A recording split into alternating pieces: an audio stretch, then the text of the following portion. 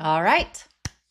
So you want to be a time-rich woman, but you have a hard time saying no to requests. Well, first of all, let me just say how natural that is. In fact, the only person that not the only person, but it is an indication you're not a sociopath. That's what I always think when a woman says, "I want to be time rich, but it is really hard for me to say no to other people because I don't want to disappoint them."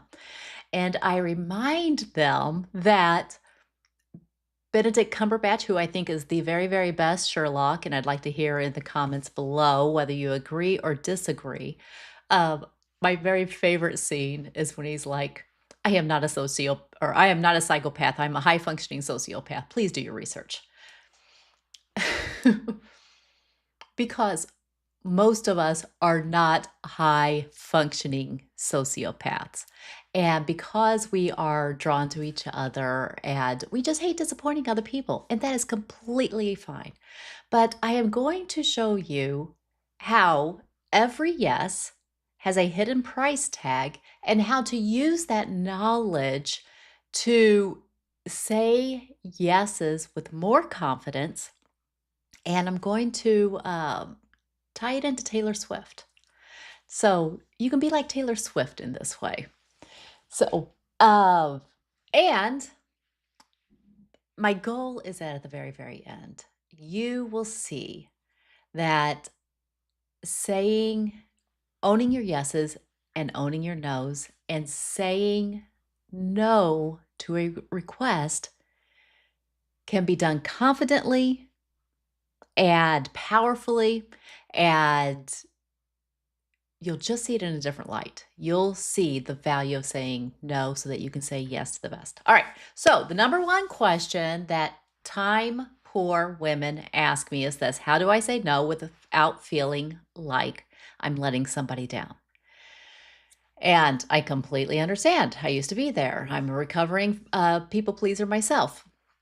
And so the goal is out of this to number one, how to never worry about disappointing people again. That's my goal for you. And how to say no in a way that actually makes people thank you instead of grumbling. Now, that is a super high time mastery promise. It's not a promise, it's a goal. But first of all, before we dive in, I want to know how many of you guys are watching it live versus watching the replay. So if you'll just put in the comments below live or replay.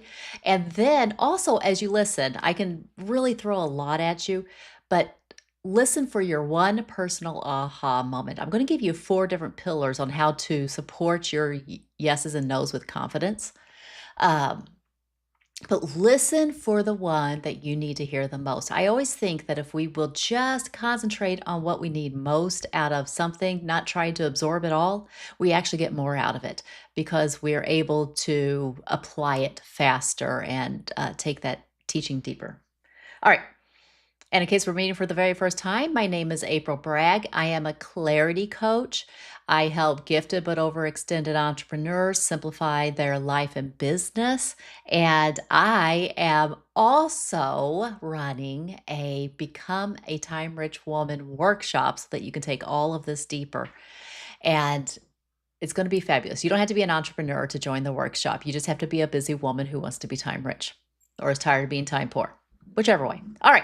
So most women think, well, the way to not disappoint everybody is to be better at time management. And I have a whole video that I did about this where it talks about how mastery trumps time management. Oops, I'm getting a warning. Hold still. Let me see what the warning is. Da, da, da. Okay. It's saying the recording, the quality might not be great. I'll upload a cleaned up version of it if it's not great. But hang in with me if you can. All right. So what was I saying? Oh, most women think that it's a time management problem. And I used to. And so I got super, super efficient with managing my time so that I would never have to say no to anybody's request. And so I could always be the person that was helping them out because I really hated the idea of letting them down, disappointing them. But here's the problem, we try to solve it with the time management problem. We just get busier. In fact, I said this, if I give somebody 10 hours, 10 hours extra a week, and then they solve it with their time management skills, well, now they're worse off because they've committed to even more. They're even more drained. So we have to get to the root of the problem, and that is where time mastery comes in. So the time-rich woman does not manage her time, she actually masters it. And one of the secrets to mastering your time is this: understand that every yes is also a no. Now, you might think, "No, no, no, that's not true. I can just be a little bit more efficient with my time." No, every yes, you're also saying no to something else, even if it's downtime, even if it's margin, even if it's bandwidth, even if it's daydreaming. And I will say this: boredom and daydreaming are highly underrated skills in this day and age. Where do we think creativity comes from? Where do we think that we get the Steve Jobs in this world? It's not from being time efficient, it's from having imagination. And so that's not wasted time. We need those times in, but we have taken this time management, we've borrowed it from the factory mindset of, Henry Ford, and we've thought, well, everything's just an efficiency problem. Let's solve it that way. And efficiency is a killing our imagination unless we put that time back into our schedule. So I'm all about both. When we're at work and needing to get the task done, let's be efficient. But let's get off the clock and have vast amounts of imagination time, okay? So if you are wondering how to stop feeling guilty about saying no, keep listening because we're getting there. So I want you to understand there's 4 understandings that you need to have that will give you the confidence to say no without the fear that you're letting other people down. Understanding number 1, principle number 1, every yes is a no and every no is a yes. So even a yes that you give to somebody else is a no to yourself some way. It might be a no to your future, might be a no to your future planning. It might be a no to you being able to travel or get to the next meeting or show up for the next meeting with uncluttered space. My life changed when I started just giving myself an extra 10 or 15 minutes of transformation, and I stopped rushing into rooms and rushing into meetings like a woman with her hair on fire. I was able to be present from moment one. I was able to give that critical, first impression from moment one versus, I'm here. What did I miss? Oh, or running late. So when you start seeing your yeses this way, you'll never fear disappointing others again because you'll get super intentional about understanding, like really identifying, if I say yes to this, what am I saying no to? Now, me in my life to do this, I had to do what I call the marriage cheat. Rely upon my husband. It's like somebody would ask me to do something at church, and I would say, I need to check in with my husband first. Now, my husband is way more extroverted and way more energy expending than I am. And so he didn't have a problem with that. And he probably would have said yes on the spot. But what I was doing was I was using him as a little bit of a cheat excuse for I need time to reflect and figure out, take the pressure off of I need to say yes right now and say, wait, no, figure out, like, if I do this, where am I going to be putting it? And it worked in the context where I was in the certain church that I was, because they were like, oh, yeah, that makes sense that you'd want to check with your husband. I'm not saying you need to use that excuse. I'm not even saying I don't even use that excuse anymore because I've started to own my yeses and nos more powerfully and don't, make them sound like I'm getting permission from my husband. I'm saying that's where I started. But if you have to find a way to give yourself a break. Even, I need to check with my schedule. Let me get back to you with that. That sounds lovely. Take the pressure off yourself to give an answer right now. So every yes is a no and every no is a yes. When we understand that sometimes saying no is saying yes to something better, or actually that's always the goal, then we will do this more confidently. And so I tell my clients, hit pause, don't give an answer in the second, and until you can go back and identify, actually, what am I saying no to if I say yes to this? Okay? All right, so that's principle number one, understanding number one. Understanding number two. This is what I call the Taylor Swift understanding. Every request is a compliment. Over and over and over again, capable, agreeable, generous, but high capacity women come to me stressed out because they say yes because they can figure out a way to fit it into their schedule or to make it work or to, rush this and cut this short and give up on this sleep. And so people get used to coming to them because they know you will get it done. You are so efficient. You're so good at getting things done. You will kill yourself. You would rather die than drop the ball. So, and it's getting tiring. And you're like, why don't they ask somebody else?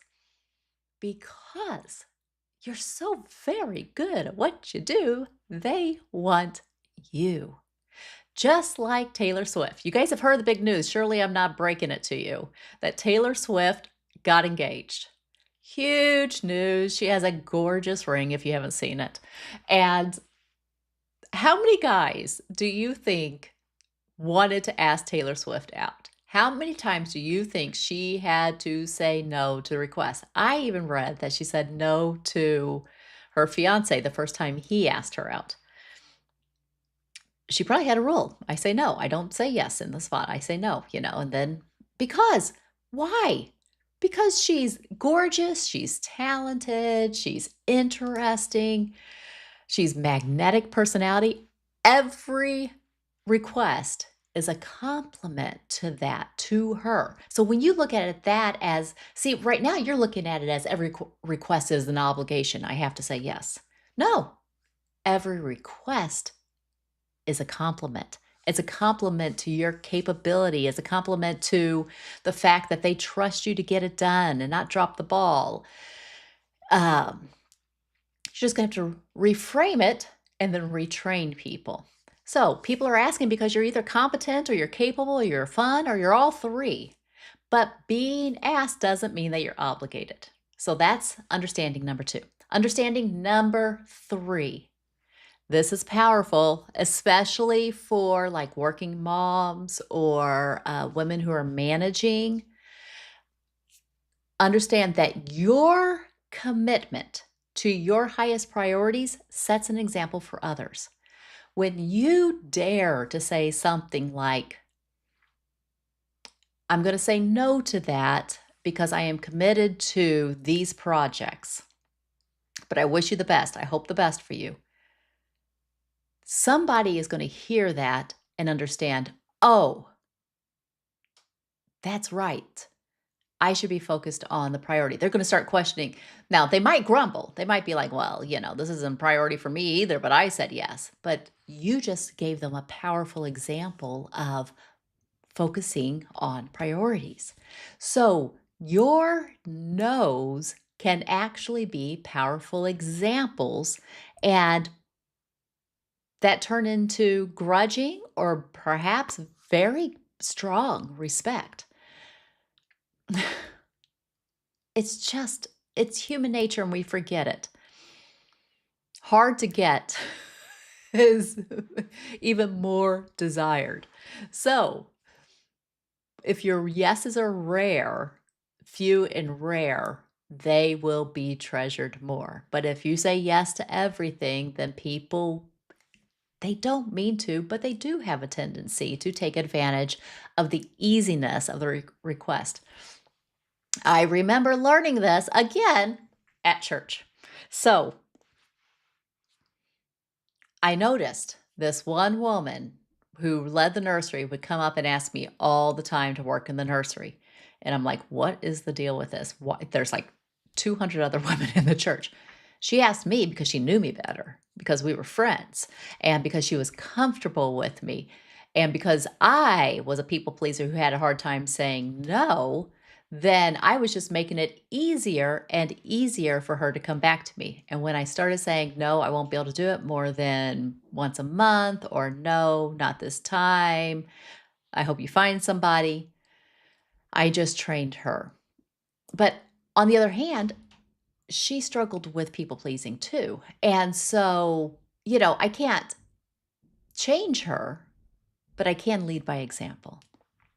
So, otherwise, we're all both trapped in the people pleasing, always working in the nursery, and everybody else is not.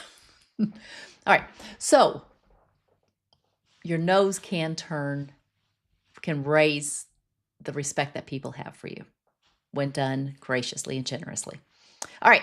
And number 4, and this is my favorite.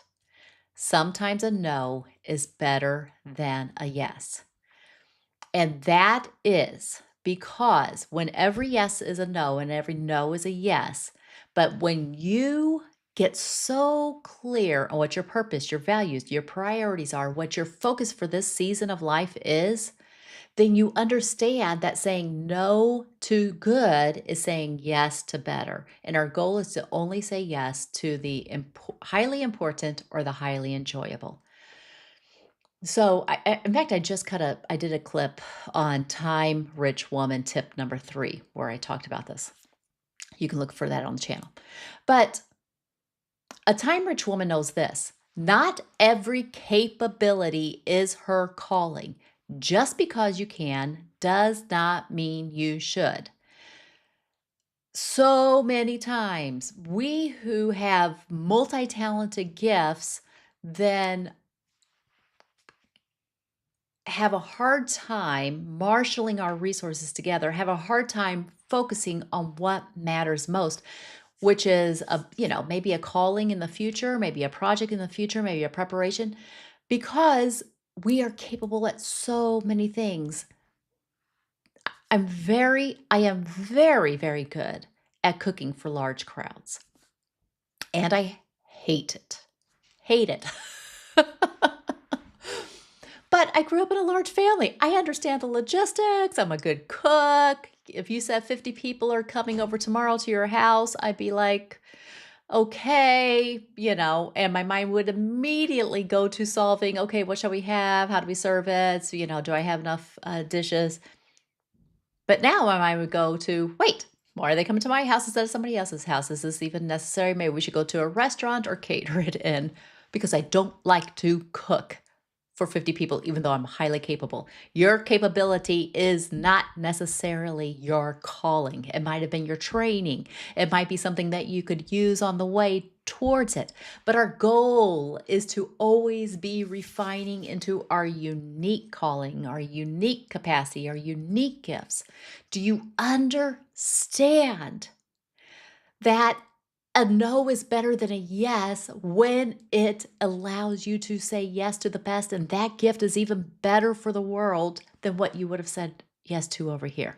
Baking cupcakes for your children's class, or reorganizing the whole school structure in a way that gives them back $1 million a year. Stick to your zone of genius. Focus on your zone of genius. So much more valuable. Let me tell you where I learned this lesson. There is a story in the Bible. So Peter, and I think there was another disciple, were in Jerusalem, and this man didn't approach them. They came across this man. He was lame. He said, can you give me some money? And Peter says, silver and gold have I none. So poetic. Silver and gold have I none, but what I have is even better. And he says, in the name of Jesus Christ, rise up and walk. That no that he gave them, the beggar at the first at the first words probably thought, no, silver and gold is what I need. But Peter gave him more, something he didn't even ask for. He gave him what he truly, truly wanted, to rise up and walk, to be whole again. You are probably listening to this video because you feel called to more, but you're too busy to put it into action. You're too busy, maybe even to have clarity on what it is. What if that's your more? I don't know what it is, but what if it is as powerful as healing somebody? Or what if it is more valuable than silver and gold? Or what if it is a ministry or a business or an influence that is going to touch thousands of people's lives, but but that's what's being disappointed when you're focused on disappointing just this one person in their request. Also, sometimes a no is better than a yes because it's time for the other people to become more capable. Moms know this, that if we do everything for our kids, then they never learn how to do it for themselves. And so then they're always dependent upon us. And that is not a blessing, that's actually a curse, to keep full grown kids dependent upon us. Understand that saying no lovingly, well, number one, is possible, but number two, might be the best thing, might be the most generous thing, might be the most daring and courageous thing. So sometimes a no is better than a yes.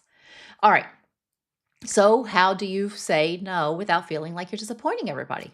Really, number one, get clear on what your most powerful yeses are. And I go way more into this. In fact, I give you the 3-step time-rich woman process for valuing your time highly and for getting real clarity on what's most important to you. And I'm doing a workshop coming up soon. The link should be in the description, but go to aprilbragg.com/time if that is something that you want to learn. But you stop worrying about disappointing others when you realize to what extent you have been disappointing your own gifts and your own calling.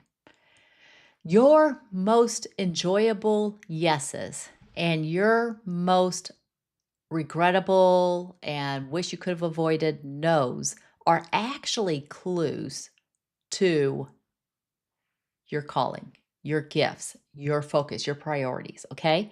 And so when we start understanding that the things that we enjoy saying yes to and the things that we do not enjoy saying yes to, but we did it anyway, there are clues in there that will give us so much clarity. And from that clarity, we will have so much more confidence in what we should be saying yes to and what we should be saying no to. And it's not like a one-time and done process. It's a refining process over and over and over again. We just get better and better, and we get clear on what is our unique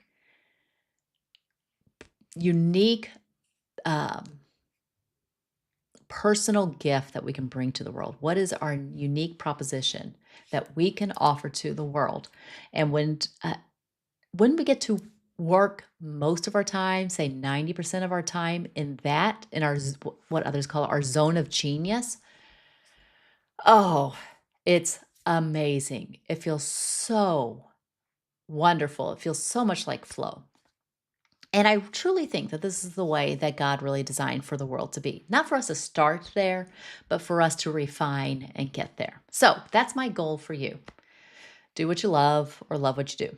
Okay, so dare to face a little bit of disappointment in the present in order to share these greater gifts. So, and understand again that the disappointment is actually a compliment to your capability, to your great personality, to the fun that you bring to something. So, the greater the disappointment, it's probably the more fun you are to hang out with. or it's the more capable that you are at completing a project. So understand that of course they want the best. They're going to be a little bit disappointed, but that doesn't mean that it's wrong for you. It's a compliment to you. And when you start living your yeses with so much clarity, then your no's become admirable, perhaps even envied. Okay? So that's why the time rich woman simply does not apologize for her no. She says it graciously, she says it promptly, like don't don't make them wait for it and hope they go away, okay? Just the sooner you can say no to something is the sooner they can move on and find somebody else. And they say it confidently. Oh, I would love to, but right now I am focused on this, and I hope you find exactly what you need. And understand this, the time rich woman understands there's actually an abundance of resources in the world, and we are not the sole source of resourcefulness for everybody. Our no allows other people to find their resourcefulness. Okay? So, what was your aha moment? Put it in the chat below. It'll help you anchor it in. It'll help you live into the identity of the time rich woman, and it will help others get even more out of the video. So, was it realizing that your yeses have been too cheap? Was it realizing that sometimes a no is more loving than a yes? I can't wait to hear your takeaways. And if you're ready to go deeper, make sure you sign up for the Becoming a Time Rich Woman workshop.